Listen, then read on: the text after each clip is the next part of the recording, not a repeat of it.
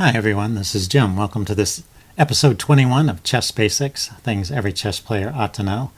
Today we're going to start a series of videos on the rook and pawn endgames, and we're going to start with the most famous and perhaps most useful position in the whole of all of rook and pawn endgames, and that is the Lucena position. So in the Wikipedia article, it said the Lucena position is somewhat of a misnomer. Apparently, well, it was a reference to a book written in 1497 by Lucena, and that was the first book we know of about the modern game of chess. But apparently, this position didn't occur in that book, so it's the so-called Lucena position. But that's what everyone calls it today. So we're gonna stick with that. And this is the position, unlike that old saying that all rook and pawn endgames are drawn, this is a position that's winning for white. And the reason it's winning is twofold. One is you've got a rook that is cutting the black king off from getting to the pawn, and you've got your king in front of the pawn. And so you're in a position to help it promote. And so this is your ideal setup. And actually, it's a pretty simple win from here. So I'm going to show you the easiest way to win it, and then we'll get into more complicated cases. The one thing I want to warn you about is you can't win this if it's a rook pawn and the king is this close, the black king. If the black king is this close to the pawn and it's a rook pawn, then that's a draw. But in the other files, it's a win. And this is a fairly easy example of how to win it. So in this position, you can play rook e7 check. And now the king has a couple squares he could go to. He could go to f8, or he could go to f6. So suppose he goes to f6. And then you can come here underneath the pawn. So he's let you out of your cage in a sense. He was guarding that square and he moved away. And now there's nothing to stop this pawn from queening. His king is completely cut off by your rook, and his rook can't move anywhere to deliver a check. And or to stop that pawn from queening. All I can do is stay looking at that pawn, but you get a queen.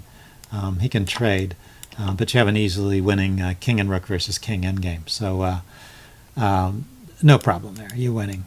So let's go back to that position where black played king to f6 and try the other move, king f8, trying to keep you bottled up. So what you do is you deliver this check here. You want to get your rook to the 8th rank and defended by the pawn. King goes back. And then you just bring your king out the other side. And now you're threatening to queen, and black's king is still cut off. So black tries harassing you by checking. And what you can do, because you've got two open files here, you can maneuver your king back and forth like this until you are attacking the black rook. And from this position, he has no checks. He cannot check you. And he can't even get back and stop the pawn from queening. So you're going to win. If we back up a step, if black realizes what's coming, he's not going to deliver that check. He's going to move here and try and stop that pawn. But you go here with the queen, and the best he can do is exchange. And you still have a easily winning king and rook versus king endgame. So let's back up to that first position and take a look at this. Yeah, so this is your win. And if the king is on this square instead of this square, if he's on f8, you can just go directly to e8, check from there, and then do that trick where you walk the king out, which is actually that trick of walking the king towards the rook is very useful in many cases. You just have to be sure that you have a couple of clear files behind you, no targets behind the king, and then you can do that. And if the rook is on this square or even further away, then just rook to f7 wins immediately because the king can come out this way. So that's how you do it. Now let's set up a position that's a little more difficult.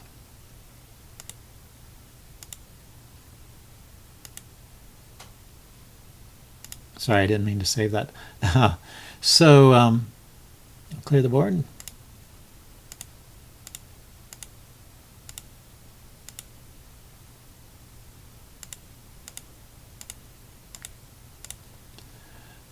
So this is more difficult because you can no longer do that trick of coming over here and walking towards the rook. Let's take a look at what happens if you try that. check here, check here, king back, rook here, check, rook here, check, rook here, check. And now you see the problem. If you go forward, check. Then he takes the pawn. So you can never get close enough to the rook. After this check, you've gone too far forward already. After this check, the best you can do is go to this square, check, and then go back to defend the pawn, check. See, so this is as far forward as you can get. You can't get, you're sort of tethered to that pawn. You can't get any further away from it than those 2 rows, because otherwise you won't be able to get back and defend it in time. So you can't make any progress, and that's a draw. So that trick I showed you last time just doesn't work in this case. So let's go all the way back to the beginning. How do you win this one? Well, the key is to get black's king 1 file further away and then bring your king out on the other side. So we'll show you how it goes. And there's another wrinkle too. So you want to check on this file and try and drive the king away. And here's one really important trick to know. The king might try to go this way, and this just doesn't work. And here's how you defeat it. You put your king underneath the black king, using it as a shelter so the rook cannot check your king. And now you're threatening to promote. And now the king can't take that pawn because it's protected by your king. But what about rook takes pawn? Well, here's the trick. If rook takes pawn, then you check the king. And if he steps away to any of these to any of these squares, then of course your king can take the rook. And if the king steps over here, you check again. And when the king steps away, you grab the rook. So king and rook versus king again, easy win. So he cannot go towards the pawn after this check. And it always annoyed me that in this position, in all the textbooks, they show the black king on this square so that when you deliver this check, the king, if he's on this square here, he has no choice because your king is guarding those 2 squares. Let's get rid of some of these arrows. Your king is guarding these 2 squares, so if his king is here, he can't go this way, and he has to go away, and you get an extra file for nothing. And they don't bother to explain why it is that if he's on this file, which works just as well, he's just trying to keep your king out of these squares here, why he can't go towards a pawn, but he can't. So he steps away, and you bring your rook to the 5th rank, and that's the other thing to remember, the 5th rank defense. And so it's counting. There's 1, 2, 3, 4, 5. From where your king is, it's the 5th rank. And the reason for this is he's got a move here, and he could try and harass your rook. So if your rook were on this square instead, his king would already be attacking it. So you go to this square, and now he moves. So you try coming out on the side of the king, like I said. And so how about black starts checking, go in front of the pawn, he checks, you go beside the pawn but still protecting it, he checks again, you go in front of the pawn, reaching that position we talked about before where you're as far away from the pawn as you can get. He checks you here, and now the key move, you bring that rook in front to block the check. And now the reason for chasing the king away is clear. He's just too far away as he tries to get in, you queen. So he can't do that. If he takes the rook, you take. He brings his king forward. He's still too far away. You win. So what else can he try? That's it. He can either exchange the rook or move the queen, but move his king. But in either case, you are getting a queen there. So that's the win. So let's back up to this position here. Oops, sorry. I meant to be backing up, hitting the wrong button. And you might think, well, this seems like kind of an artificial position. How do you get into a position like this? So let's set something up. I'll show you an example of how this happens. This can arise pretty naturally.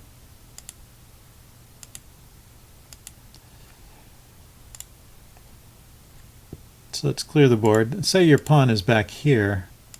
Your king is next to it, and his king is over here, and his rook is harassing you from this side, and your rook is a little bit out of play over here. So this is a more normal position. Things are more or less centralized, but you still have a key advantage, which is white to move. Let's make it black to move. Black can give black the first check. You still have a key advantage in this position, which is your king is closer to the pawn, and his king can get cut off. So how can that happen? Well, say he goes here with a check. You go in front of the pawn, and now he tries to bring his king over. And what you have to do right away is stop his king from getting any closer. And this rook is already owning this file, but you can grab this file. And now the king is blocking these squares, so his king has to back up. Okay, so, but how do you get forward from here? Well, what you can do, let's see, you checked, he moved his king. Yeah, you can just move your king forward. And when he attacks the pawn, you bring the pawn forward. And then he comes down here trying to get closer. You move your king to the side to get out of the way of the pawn. He checks you, and then you step ahead like this, and then he attacks the pawn, and you bring the pawn forward. And you see we've gotten into that same position. In fact, we're even in a better position because the king is one step further away. So anyway, this sort of natural process of inching forward with your pawn always results with your king in front of the pawn at the end here. And now you know how to convert that position into a win if you've got the black king cut off. So it's definitely one of those more useful things to know in the end game. So feel free to watch this video more than once. Make sure you've got this down pat. And one of the best ways to learn this is to set up this position and play it against a friend or play it against a computer. You can beat even the strongest computer because this is just a winning position. So don't be afraid to try it out and see all the different wrinkles that people try and make sure you have an answer for each of them. And remember, there are a few different tricks. So come back and review the video if you think you're missing anything. So that's it for this one. We're going to go on in the rest of the series, look at a few other positions. I think next time we'll look at the Philidor position, which is a draw. So, but it's important to know how to draw if you're defending one of these positions too. So see you then. Bye.